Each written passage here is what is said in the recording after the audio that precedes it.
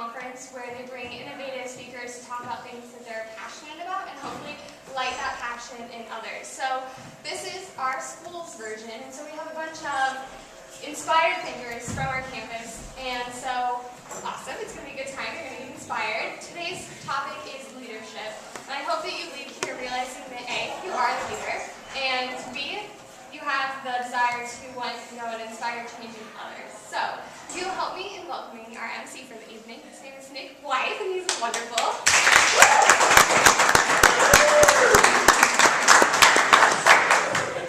Hello everyone, and welcome to another year at Johnson & Wales and another session of JWUTalks. First, before we begin, I would like everyone to give a round of applause to Brittany Martinson for putting this all together. It takes a real leader with skills like compassion, someone who can take charge, and someone who can also dictate what needs to be done when the time is right. And tonight our topic is about leadership. And our first speaker has dedicated his life to helping students in college and has seen many leaders come and go throughout the years. So please help me welcome Dean Ederer.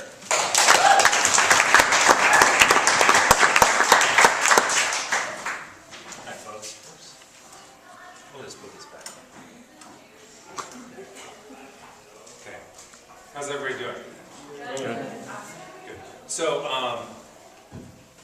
yeah, actually, I feel privileged and appreciative of being able to be the first person for the year 2 of JWUTalks, which I know last year got a lot of great reviews. It seemed like it really made a difference on this campus. So thanks to people who participated in it, and certainly to Brittany for putting these things together.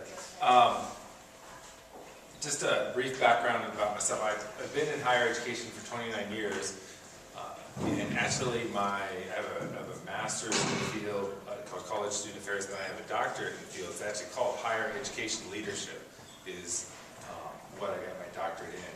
And so I've got some background in leadership studies, if you will. The other thing is I'll just put a shameless plug. In the spring, I will be teaching a course on leadership. I forget the exact name of it, Leadership and Power, or something like that. It's about really about organizational leadership. So feel free to sign up for that course in the spring.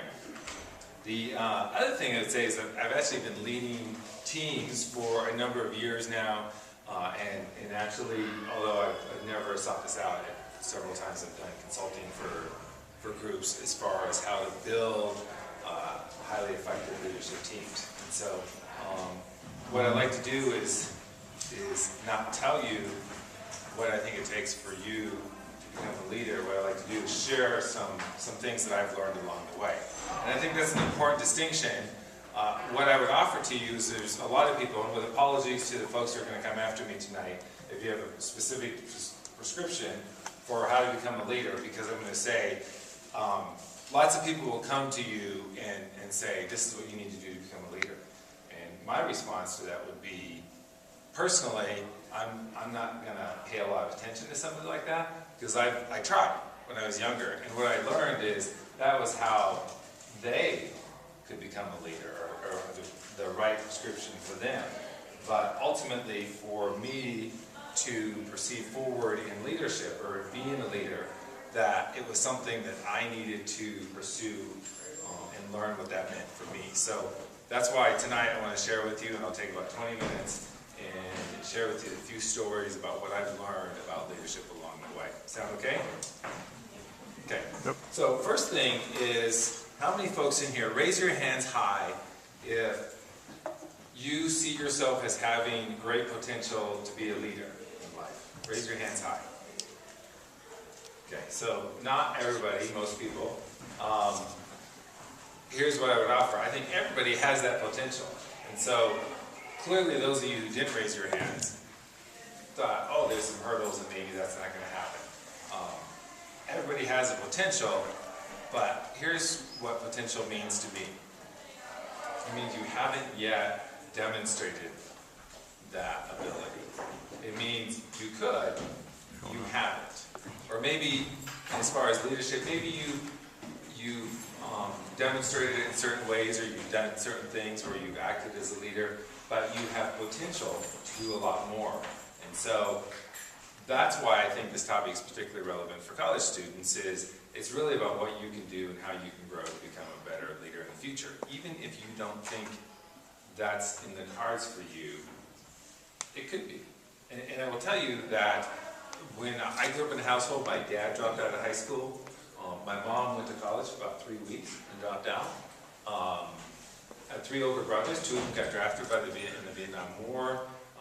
The third one went to college for a year and he dropped out. And so then I was the youngest of these 4 sons.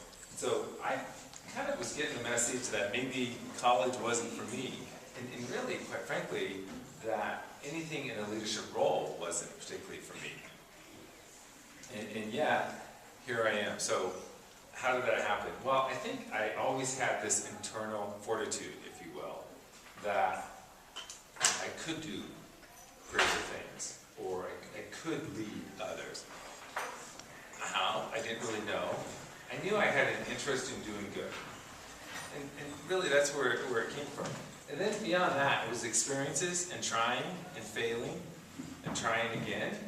And here's the thing. A lot of times when we talk about leadership, we talk about leaders, it can be kind of fun to tell you great stories, spectacular stories. You know, I love the one you've heard about Abraham Lincoln, where really, if I was to tell it in its entirety, he kind of failed at everything he tried, almost everything he tried, until he ran for president. And then, of course, he became president and led this nation through arguably the toughest time in the history of this country, and he did it well. So, here's one lesson I've learned from leadership.